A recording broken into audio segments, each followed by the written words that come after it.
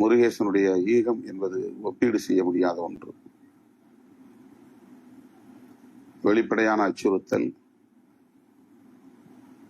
தலையே போனாலும் எம் மக்களுக்கான அரசியல் உரிமையை நிலைநாட்டுவேன் என்று உறுதி பூண்டு தமிழுக்கு தலை கொடுத்தான் குமணன் என்பதைப் போல அரசியல் உரிமைகளுக்கு தலை கொடுத்தான் மேலவளவு முருகேசன் என்கிற ஒரு மாபெரும் ஈகத்தை செய்த மாமனிதன் மேலவளவு முருகேசன். அந்த நாளில் நாம் அங்கே கூடுவதும் இந்த போராளிகளுக்கு வீர வணக்கம் செலுத்துவதும் நம்முடைய அரசியல் கடமைகளுள் ஒன்று, சமூக கடமைகளுள் ஒன்று. எனவே எனது அருமை தோழர்களே, என் உயிரின் உயிரான விடுதலை சிறுத்தைகளே, ஜூன் 30 காலை 10 மணி அளவில் மேலவளவில் சந்திப்போம். அந்த மாவீரர்களுக்கு நாம் வீர வணக்கம் செலுத்துவோம். உங்களிடம் நான் எதிர்பார்ப்பது கட்டுப்பாடு என்பதுதான். இது போன்ற வீரவணக்க நிகழ்வுகளுக்கு வரக்கூடிய தோழர்கள் யாரும் போதைப் பொருள்களுக்கு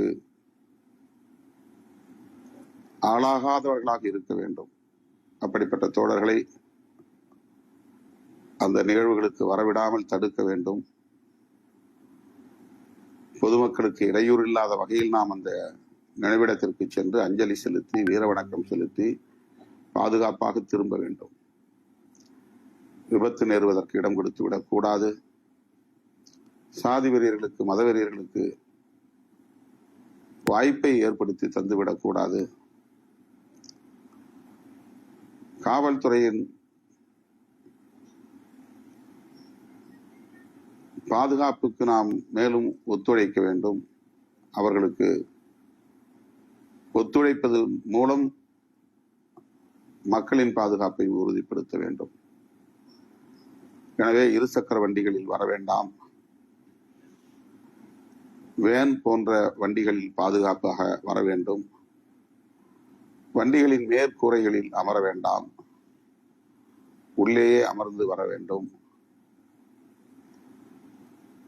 இது போன்ற நிகழ்வுகளுக்கு செல்லுகிற போது கூச்சல் எழுப்பக்கூடாது.